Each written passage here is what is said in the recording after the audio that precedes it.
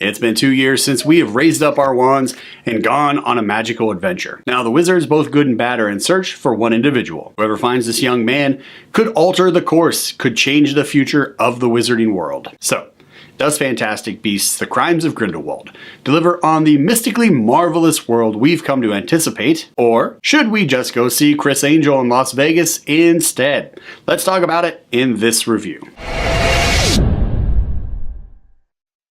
The story begins by informing us that Credence Barebone, played by Ezra Miller, is alive and everyone is looking for him. And from there we realize we're going to need to call the doctor because this film suffers from sequelitis. What is sequelitis, you ask? Sequelitis is when a story focuses more on filling in the gaps between a series of films than it does actually telling one unified story. For example, Film 1 tells a complete story. Film 3 tells a complete story and concludes the overall trilogy. Film 2, however, fills in the gaps that were left from Film 1. It bridges the divide between Films 1 and Film 3, while also hinting at the possibility of what Film 3 will be about. But it never actually exists to tell its own story. It only serves to fill in the gaps and get us from Film 1 to Film 3. In short, this entire film sets up the next film, in which we can expect a magnificent magical showdown between all of the characters that were in this movie. That aside though, I really enjoyed the characters in this film, I liked the stories that were involved in this film, and I loved how the magic looked. However, if we judge this film as a standalone picture, which it is, the story leads to a conclusion for a film yet to be released.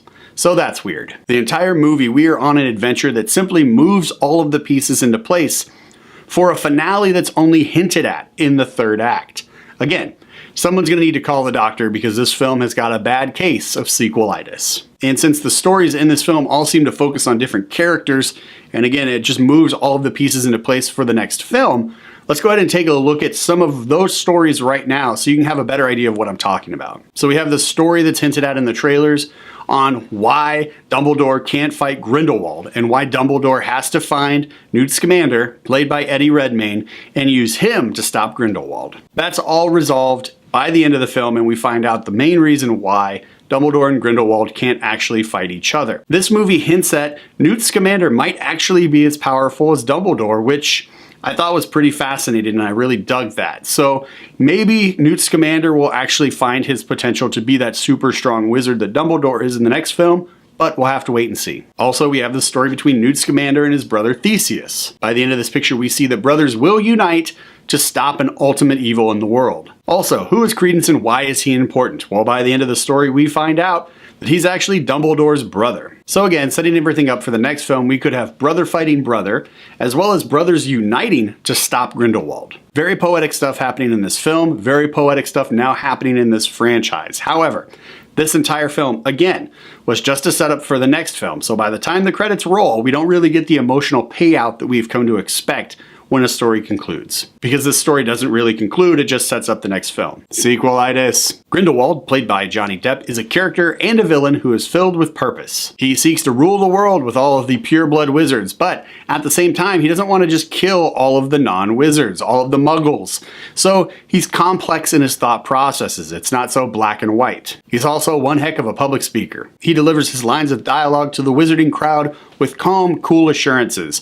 And when it's time to fight, he's just as smooth. Plus, there's also the giant magic dragon that he turns into at the very end of the film, which I thought was super dope. That whole final scene, loved it. So in trying to achieve his ultimate goal, he eventually will have to convince Dumbledore's brother to try and kill him since he can't do it himself. So pretty maniacal stuff. So let's recap real quick. We've got Newt, who is sent to try and find Credence and stop Grindelwald. We've got Grindelwald trying to take over the world and use Credence to kill Dumbledore. We've got Dumbledore using Newt and also trying to avoid the Ministry of Magic. We've got Credence, who is on a hunt for his parents, trying to find his actual identity, and he's going to fight anyone who stands in his way. And he also has a girlfriend that turns into a snake. And finally, we've got the Ministry of Magic in Paris, in London, and in New York, all on the hunt for Newt, Credence, and Grindelwald. Oh, we should also not forget about Jacob, who is on a search for Queenie, whose only real purpose seems to be a villain in the next film. Lots to digest in this film,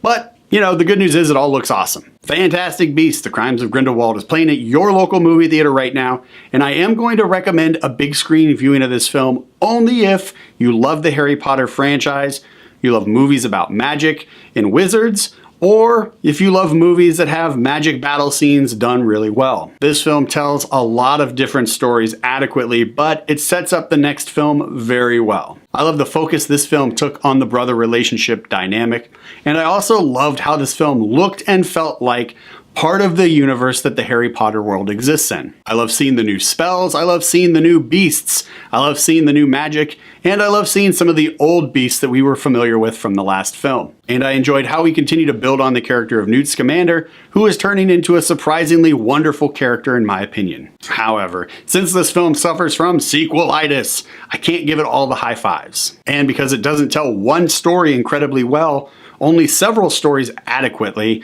I can't give it both high fives either. So, Fantastic Beasts: The Crimes of Grindelwald will be getting only one high five from this guy. Fantastic Beasts: The Crimes of Grindelwald is playing at your local movie theater right now. Fellow fans of the wizarding world, go ahead and check out this film.